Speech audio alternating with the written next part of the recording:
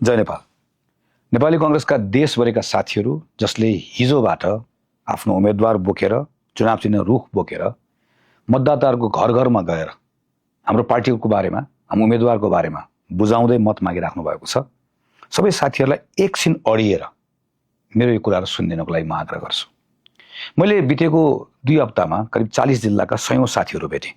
पार्टीको साथीहरू भेट्दै गर्दा मलाई एकदम खुसी लागेको छ, किन मैले भेटेका धेरै साथीहरूलाई मैले एकदमै उत्साहित पाएँ।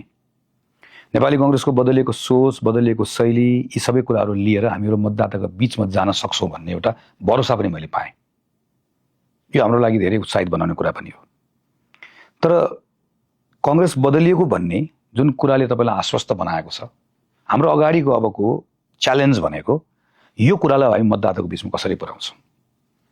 नेपाली कांग्रेस बदलिएको भन्नुको अर्थ के हो, यसमा हामी लामो व्याख्या दिन सक्छौँ, तर सम्झिने कुराहरू थोरै हुन्छ। त्यसैले मतदाताको बीचमा 4वटा कुरा मात्र भन्नु छ यसलाई। पहिलो, यो बदलेको नेपाली कांग्रेसले इतिहासमा गौरव गर्छ। सङ्घर्षका ती दिनहरू, सङ्घर्ष गरेका ती पात्रहरू प्रत्येकलाई बडो गौरवको साथ स्मरण गर्छ, त्यसबाट प्रेरणा लिन्छ। चाहे त्यो 7 साल हो, चाहे 46 साल हो, चाहे 62 साल होस्, तर यो त्यहाँ अडिएर बस्दैन, अड्किएर बस्दैन। यसले आजको समस्या बुझ्छ, सम्बोधन गर्छ।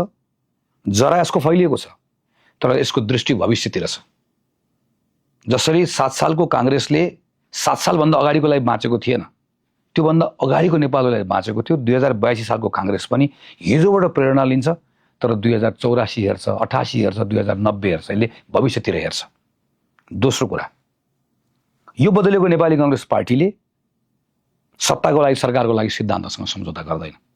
सरकारमा पुग्नको लागि वा सरकारमा टिक्नको लागि जस्तो सुकै नाजायज सम्झौता पनि गर्दैन। यसले बरु भुइँमा बस्छ, सरकारभन्दा बाहिर बस्छ, तर सम्झौता गर्दैन। सिद्धान्तमा अडिएर बस्छ, पवित्र भएर बस्छ। तपाईँले बताउने दोस्रो कुरा यो। तपाईँले बताउने तेस्रो कुरा, यो बदलेको नेपाली कांग्रेसले अब चुनाव अगाडिको भागभण्डाको राजनीति मात्र होइन, यसले कुनै अर्को ठाउँमा जहाँ भागभण्डा अवैध छ, चाहे त्यो संवैधानिक संस्थावाला, अड्डावाला, अदालतवाला, कहीँ भागभण्डा गर्दैन। जहाँ पार्टी आउनु हुँदैन भन्ने छ, कानुनले पार्टीलाई वर्जित गरेको छ, त्यहाँ यो जाँदैन। यसले ती सबै ठाउँहरूलाई पवित्र राखेर छोड्छ। यो कुरा बताउनु होला। तपाईँले बताउने चौथो कुरा भनेको, यो बदलेको नेपाली कांग्रेस पार्टीका प्रत्येक कार्यकर्ताले, खास गरी अझ माथिल्लो तहमा रहेका प्रत्येक नेताले, भोलि कोही प्रधानमन्त्री, मन्त्री, सांसद जो जति ठुलो ओहदामा जान्छ, त्यसले त्यति नै बढी उच्च नैतिकता प्रदर्शन गर्नुपर्छ। राजनीति पेसा होइन, सेवा हो। Highest level of integrity. तर सँगसँगै त्यो एफिसियन्सीको कुरा पनि छ, पर्फर्मेन्सको कुरा पनि छ, डेलिभरीको कुरा पनि छ। अब को कहाँबाट आयो, कसले के गरेर आएको भनेर होइन, कसले के गरिरहेको छ, के गर्न सक्छ भन्ने आधारमा नेपाली कांग्रेस पार्टीभित्र मूल्याङ्कन हुन्छ। यसको आधारमा प्रतिस्पर्धा हुन्छ। यो पार्टीभित्र पुरानो अनुभव पनि हुन्छ, नयाँ युवाहरूको जोस पनि हुन्छ। सबैले ठाउँ पाएर सबैको पार्टीबाट अगाडि बढ्छ। यो 4वटा कुरा कम्तीमा पनि यो बदलिएको कांग्रेस भनेर तपाईँले बताउनु पर्नेछ। यो बदलेको कांग्रेसले हामी नेपाल बदल्छौँ भनेर भनेका छौँ। नेपाल बदलिने कुराको सबै फेरिस्तलाई हामीले हाम्रो प्रतिज्ञा पत्रमा लिपिबद्ध गरेका छौँ। त्यसका एउटा कुरा तपाईँ पढ्न सक्नुहुन्छ, बताउन सक्नुहुन्छ। तर फेरि यहाँ पनि सम्झने कुरा थोरै हुन्छ। तर यहाँ पनि 4वटा कुरा कम्तीमा तपाईँले बताउनुपर्छ। पहिलो कुरा, जेनजी विद्रोह मार्फत व्यक्त गरिएको खास कुरा के थियो? भ्रष्टाचारबाट मुक्ति, सुशासन चाहियो भन्ने कुरा थियो। यो 5 वर्ष भ्रष्टाचारको सन्दर्भमा यो नेपाली कांग्रेस पार्टीले यति निर्ममतापूर्वक यसलाई अन्त्य गर्ने गरिकन काम गर्छ। तपाईँ जिम्माले यसको बारे बताउन सक्नुहुन्छ। र सुशासनको सन्दर्भमा पनि त्यही हो।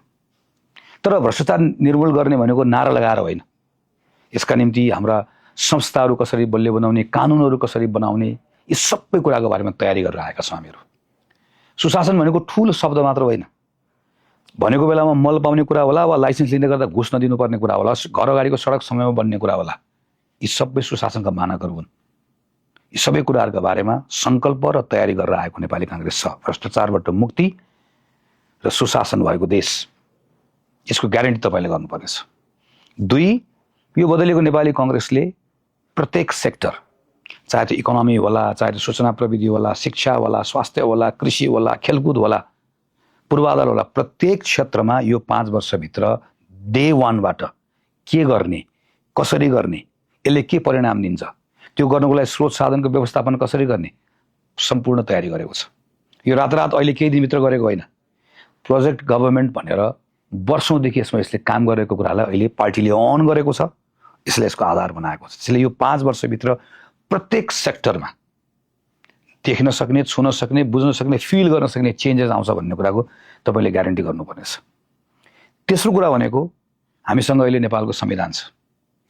यी सङ्कल्पहरू पुरा गर्नको लागि नेपाली कङ्ग्रेसले यस संविधानमा टेकेर गर्छ।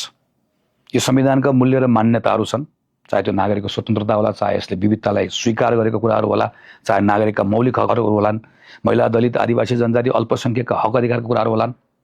यसले मास्दैन, यसले थप विस्तार गर्छ। पहिचान भेटिने, द्वन्द्व मेटिने भन्ने नाराका साथ यसले आफ्नो कामहरू अगाडि बढाउँछ। तर यो कन्स्टिट्युसनभित्र 10 वर्षको अनुभवको आधारमा बदल्नुपर्ने केही कुराहरू छन्। यी कुराहरूलाई सबैको बिचमा समझदारी गरेर बदल्छ। र चौथो र महत्त्वपूर्ण कुराहरू भनेको यो नेपाली कङ्ग्रेसले नेपाल बदल्दै गर्दा के कुरामा भ्रम राख्दैन भने यो कुनै एउटा व्यक्ति वा एउटा पार्टीले गर्न सक्ने कुरा होइन, चमत्कारको कुरा होइन, ओभरनाइट हुने कुरा होइन। यसको लागि टिम एफोर्ट चाहिन्छ। यो नेपाली कङ्ग्रेस टिम प्लेयर हो। यसले 6743 वटा 753 वाला पालिका 7 वटा प्रदेश सरकारसँग मिलेर काम गर्छ। प्राइभेट सेक्टर, कम्युनिटी सबैसँग मिलेर काम गर्छ। नेपाल बाहिर बसेको नेपालीहरूलाई यससँग जोड्छ। नेपालका मित्र राष्ट्रहरू, नेपालका छिमेकीहरू सबैसँग यसले मिलेर काम गर्छ। सबैको एफोर्टबाट नेपाली कङ्ग्रेस पार्टीले यो 5 वर्ष नेपालले जुन लामो समयदेखि जुन छटपटाट छ, प्रगतिको छटपटाट छ, विकासको छटपटाट छ, यो छटपटाटलाई, यो भोकलाई मेट्ने गरिकन काम गर्छ। यो कुरा तपाईँले ग्यारेन्टी गएर तल नागरिकहरूको बिचमा, मतदाताहरूको बिचमा यो कङ्ग्रेसको ग्यारेन्टी हो भनेर तपाईँले बताउन सक्नुपर्छ, बताउनुपर्छ। किनकि यो कङ्ग्रेस गर्ने कन्भिक्सन लिएर आएको छ। कङ्ग्रेसको यो लिडरसिपको यसको बारेमा क्ल्यारिटी छ, कमिटमेन्ट छ। यो 4 वटा कुरा बताएर तपाईँले 5औं कुरा भनेको फागुन 21 गतेको चुनावमा नेपाली कङ्ग्रेसलाई मत माग्नुपर्छ। ती मतदाताहरू जसले योभन्दा पहिला रुख मतदान गर्नुभएको छ, ती मतदातालाई गएर भेटेर तपाईँले एकपटक भन्नुहोस्। रुख चिन्ह केवल चिन्हको कुरा मात्र होइन, हाम्रो आस्थासँग जोडिएको विषय हो। यो धेरै सङ्घर्षबाट यो रुख चिन्ह, योसँग जोडिएका हाम्रो भावनाहरू, धेरै सङ्घर्ष योसँग जोडिएको कुराहरू छ। कुनै बेला रुखमाथि नेपाली कङ्ग्रेस झन्डा फहराउन पाइएन हामीले, डरले, मारिएला कि भन्ने डरले, कहिले राज्यबाट, कहिले विद्रोहीबाट। तपाईँहरूमध्ये कतिजना आफै त्यो अनुभव गरेर आउनुभएको छ। ती मतदाताले त्यो अनुभव गर्नुभएको छ जसले सिरानी मुनि रुखको चिन्ह 4 तारे झन्डालाई पट्याएर राख्नुभएको थियो। ती मतदातालाई गएर भन्नुहोस्, यो पटक तपाईँले नेपाली कङ्ग्रेसलाई मतदान नगर्नुपर्ने एउटै कारण पनि छैन। कुनै अलमलमा नपर्नुहोस्, कुनै भ्रममा नपर्नुहोस्। अन्य मतदाताहरूलाई भन्नुहोस्, तपाईँले हिजो नेपाली कङ्ग्रेसलाई मतदान गर्नु भएन, किन तपाईँको नेपाली कङ्ग्रेसमा गुनासाहरू थिए। तपाईँकै गुनासोलाई सम्बोधन गरेर आएको छ नेपाली कङ्ग्रेस। अहिले आफूलाई बदलेर मात्र आएको छैन, देश बदल्ने सङ्कल्प र योजना लिएर आएको छ। र तपाईँको अगाडि आएर भन्दैछ मैले हिजो के गरेँ भन्ने आधारमा मेरो मूल्याङ्कन नगर्नुहोस्। म आज कहाँ उभिएको छु र म कुन बाटो जाँदैछु भन्ने आधारमा मूल्याङ्कन गर्नुहोस् भनेर भन्दैछ। तपाईँ त्यो युवाहरूलाई गएर भेट्नुहोस्, तिनलाई गएर भन्नुहोस्। यो युवाहरूको विद्रोह पछाडि त्यो विद्रोहको आवाजलाई सुनेर कुनै नाफाघाटा नगरिकन मलाई के होला भन्ने नसोचिकन बदलेर आएको पार्टी कुन हो? नेपाली कङ्ग्रेस पार्टी हो।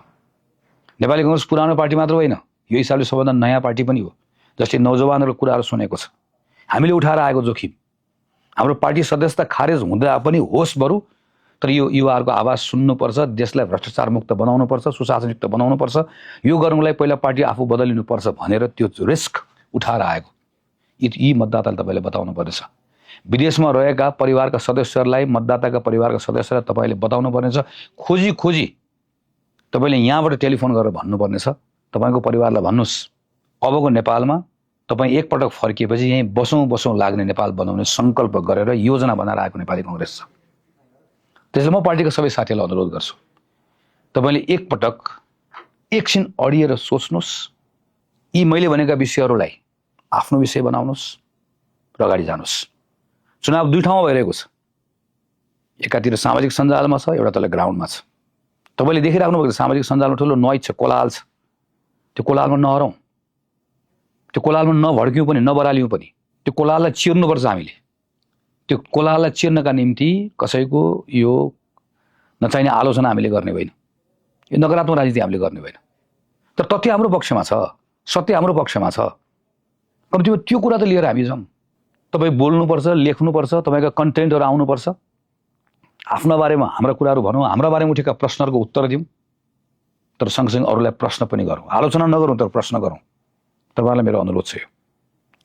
तर सामाजिक सञ्जालको जति महत्त्व छ त्योभन्दा पनि अझै बढी महत्त्व तपाईँको खुट्टाको छ। पार्टीका साथीहरूलाई मेरो अनुरोध छ, प्रत्येक एकजना साथी कम्तीमा पनि 5वटा घर पुगिदिनुहोस्। प्रत्येक एकजना साथीले कम्तीमा पनि अर्को 5 जना मतदातालाई भेट्नुहोस्। हामीसँग अझै 16 दिन बाँकी छ। यो 16 दिनमा एकजनाले प्रत्येक दिन 5 जना मतदाता भेट्दै जानुहोस्, कुरा सुन्नुहोस्, प्रश्नको उत्तर दिनुहोस्। उहाँहरूको बिचमा कुनै भ्रम छ भने तपाईँ उल्टो उहाँलाई प्रश्न गर्नुहोस्। कुनै सोच बनाउनु भएको छ भने एकपल्ट खोतल्नुहोस्। तपाईँले थाहा पाएको तथ्यहरू राखिदिनुहोस् र गएर भनिदिनुहोस्, संवाद गर्नुहोस्। यो हाम्रो सबभन्दा ठुलो शक्ति हो। हामी यतिकै सडकमा हिँडेर नारा लगाएर मात्र पनि हुँदैन। हामीले सामाजिक सञ्जालमा लेखेर मात्र हुँदैन, सामाजिक सञ्जालमा लेख्नुपर्नेछ, भिड्नुपर्नेछ, आफ्नो कुरा राख्नुपर्नेछ, भ्रमहरू चिर्नुपर्नेछ, तर घर घरमा गएर, कोठामा गएर, आँगनमा गएर संवाद पनि गर्नुपर्छ, कुरा पनि सुन्नुपर्नेछ। यो अरू कसैले गर्न सक्दैन, तपाईँले गर्न सक्नुहुन्छ। त्यसैले मेरो प्रिय साथीहरू, तपाईँलाई तपाईँको साथीको रूपमा, पार्टी सभापतिको रूपमा म यो आह्वान पनि गर्दैछु, अनुरोध पनि गर्दैछु।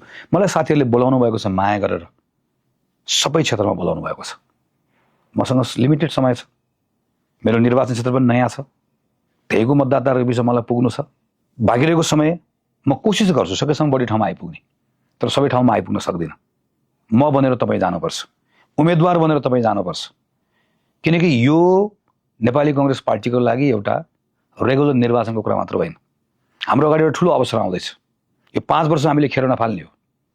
जसरी हामीले 2015 सालमा काम गर्यौँ, जसरी हामीले 2048 सालमा काम गऱ्यौँ, ती काम गरेको बेलाको असल कुराबाट सिकेर, ती बेलाका कमजोरीबाट पनि सिकेर 82 सालदेखि 87 सालसम्मको 5 वर्षलाई हामीले नेपालको लागि सबैभन्दा यादगार 5 वर्षहरू बनाउने हो।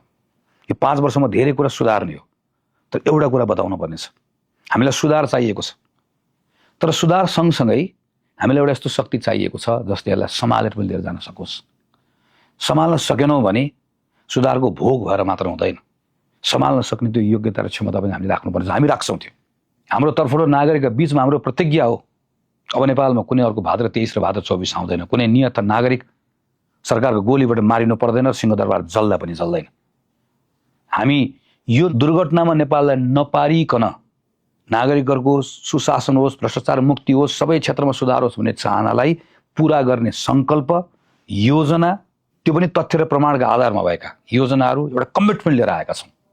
यो कुरा तपाईँले, मेरो कुरा, पार्टीको यो कुरा प्रत्येक मतदाताको बिचमा पुर्याइदिनु पर्ने छ। 16 दिन बाँकी छ। प्रत्येक दिन एउटा पार्टीको सदस्यले 5 जना कम्तीमा पनि अर्को मतदातासँग संवाद गर्ने, सबै उमेर समूहसँग संवाद गर्ने। यो जिम्मेवारी यो भिडियो मार्फत मैले तपाईँलाई सुम्पिएँ। यो जिम्मेवारी तपाईँले पुरा गर्नुहुन्छ भन्ने विश्वास राख्छु। यो निर्वाचन पछाडि पार्टीका विषयहरूमा हामी बसौँला, छलफल गरौँला, कुराकानी गरौँला। म सबै कुराको लागि तयार छु, सबैलाई समेटेर लिएर जान तयार छु। सबै कुरा मेरो लागि एक्सेप्टेबल छ, एउटा कुरा मात्र मेरो लागि एक्सेप्टेबल छैन। पार्टीको सदस्य भएर पार्टीको उम्मेदवारलाई असहयोग गर्ने कुरा, रुख चिन्हप्रतिको तपाईँको अनकन्डिसनल सपोर्टको कुरा तलमाथि हुने कुरा भने पार्टीको मेम्बरका निम्ति तलमाथि गर्ने कुरा एक्सेप्टेबल हुँदैन। बाँकी रहेको सबै कुरा एक्सेप्टेबल छ। तपाईँका सबै प्रश्नका लागि तयार छु। म तपाईँसँग बसेर सल्लाह गर्न, संवाद गर्न, काम गर्न तयार छु। अहिले यति नै भने तपाईँलाई एउटा जिम्मा दिएको छु मैले प्रत्येक सदस्यलाई। 4वटा कुरा पार्टी बदलिएको विषयका सन्दर्भमा, 4वटा कुरा यो पार्टीले देश कसरी बदल्छ भन्ने कुराको आधारमा, 5औं कुरा नेपाली कांग्रेसको लागि मत। यो फागुन 21 गते चुनावमा रुख चिन्हको लागि मत माग्ने जिम्मेवारी तपाईँलाई सुम्पेको छु। विश्वास छ तपाईँले जिम्मेवारी पुरा गर्नुहुन्छ। धन्यवाद। जय नेपाल।